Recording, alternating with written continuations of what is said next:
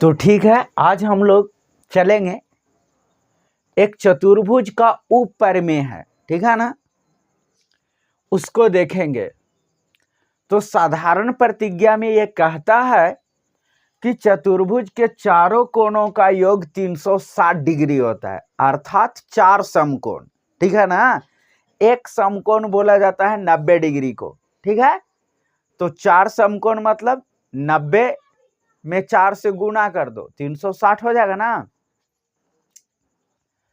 अब देखो, तो कोई एक हम चतुर्भुज ले लेते हैं, कोई भी चतुर्भुज, ऐसी बात नहीं है कि समांतर चतुर्भुज लेंगे तो, या समचतुर्भुज लेंगे, या आयत लेंगे, या वर्ग, कौन सा भी कोई भी चतुर्भुज ले लेंगे तो उसकी चारों कोणों का योग क्या होता है? 360 डिग्री होता है, ठीक है। चलो तो हम एक चतुर्भुज ले लेते हैं, ऐसे ही एकदम, है ना, ऐसी एक चतुर्भुज ले लिया हमने, है ना। अब इसका नाम रख देते हैं यहां से ए, बी, सी और डी, ठीक है।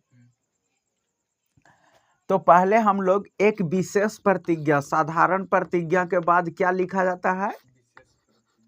विशेष प्रतिज्ञा का मतलब होता है कि देखो, इसको मैं बोल रहा है ना कि चतुर्भुज के चारों कोणों का योग 360 डिग्री होता है, बोल रहा है। तो ये चतुर्भुज के ना चारों कोणों का योग 360 डिग्री होता है।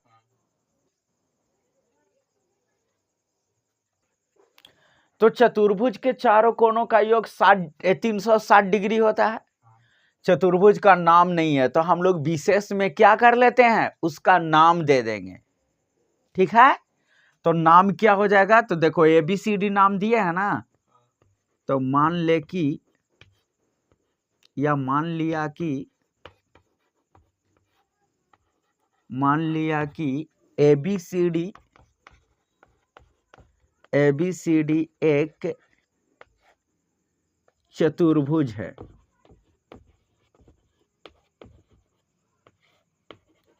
बात समझ में आया? ये हमने विशेष दे दिए, उसका नाम दे दिए। सिद्ध करना है,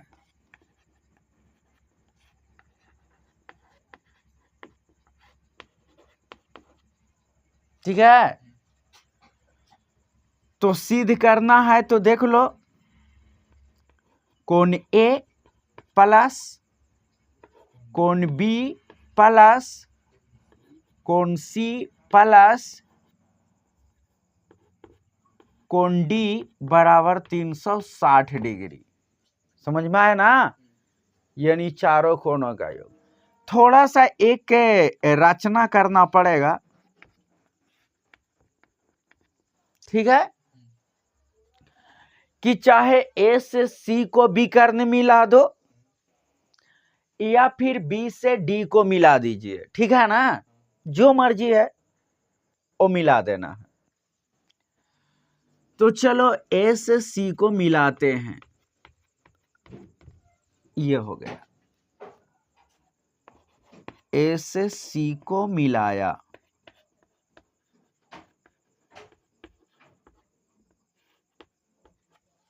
ठीक है।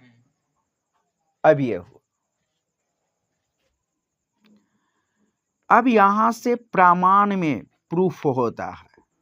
देख लो, सबसे पहले साधारण प्रतिज्ञा जो दी हुई रहती है, फिर विशेष प्रतिज्ञा सिद्ध करना है। अगर रचना सब जगह नहीं होता है, कहीं जरूरत पड़ा तो देंगे, नहीं तो फिर इसके बाद प्रमाण में जाके प्रूफ होगा, ठीक है ना।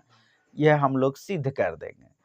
अब देखो, इस त्रिभुज में चलेंगे तो ये कोण और ये कोणों का योग क्या हो जाएगा? 180 डिग्री।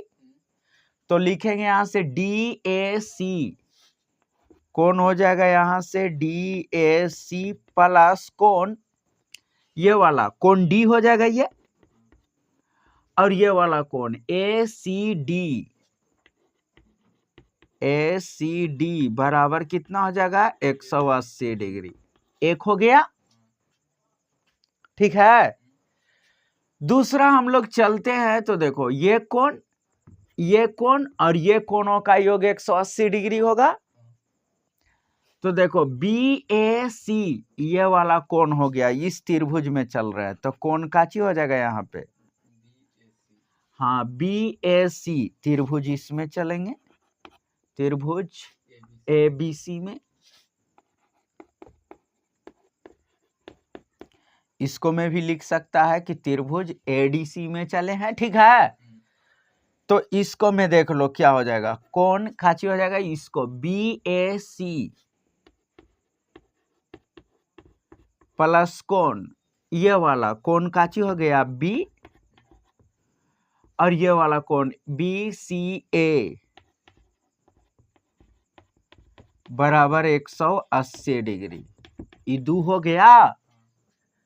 अब 1 और 2 को क्या कर देना है, जोड़ देना है, ठीक है। तो लिखेंगे समीकरण 1 प्लस 2। अब देखो दोनों को जोड़ रहे हैं, तो लिखेंगे यहां से DAC प्लस कोण D प्लस कोण ACD प्लस कोण BAC प्लस कोण B प्लस कोण BCA। ये 180 डिग्री और ये 180 डिग्री हो गया, ठीक है। प्लस क्या हो जाएगा यहां से 180 डिग्री। अब जरा देखो यहां से कोण काची हो गया DAC, देखो यहां से DAC ये वाला कोण, और एक और है BAC ये वाला कोण, ठीक है ना। देखो यहां है, इसको एक जगह लिख दो, कोण BAC हो गया, प्लस कोण B लिख देना है, देखो B है यहां, है ना। और कोण C में देख लो DCA कहीं है, देखो DCA या ACD है कि नहीं, ACD प्लस देखो यहां से ACD हो गया, एक और होगा BCA कहीं है, देखो ये वाला है, ये वाला हो गया, लिखा गया यहां, और एक ये वाला हो गया BCA, इसको कर दिए। और काची हुआ तो A हो गया, B हो गया, C हो गया, और ये गो लास्ट में ये वाला बच गया, कोण काची हो गया D। 180 और 180 क्या हो गया 360 डिग्री। अब जरा देखो यहां से DAC ये हो गया, BAC यानी ये कोण और ये कोण जोड़ेंगे तो ये टोटल काची हो जाएगा, कोण A हो जाएगा, और ये कोण B हो गया। अब देखो ACD ये वाला कोण, BCA ये वाला कोण और ये वाला कोण को जोड़ेंगे तो क्या हो जाएगा, यहां से कोण C हो जाएगा। तो यहां पे लिख देंगे कोण C प्लस, और ये वाला हो गया क्या, कोण D बराबर क्या हो गया 360 डिग्री। यही हमें क्या करना था, प्रूव्ड करना था, प्रूव्ड हो गया। समझ में आया। तो इस प्रकार से था।